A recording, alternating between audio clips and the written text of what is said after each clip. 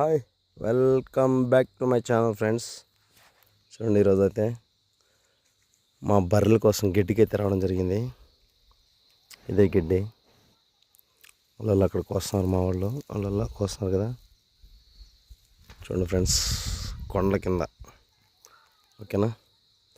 మా ఊరిది పచ్చగా ఉంటుంది ఎప్పుడు.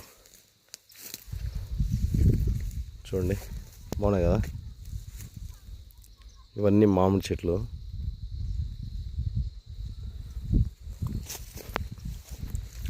అది కనపడేది జామ చెట్టు. జామ చెట్టు తెలుసు కదా. ఓకే ఫ్రెండ్స్, గడ్డి అయితే సఫాయిగా ఉంది.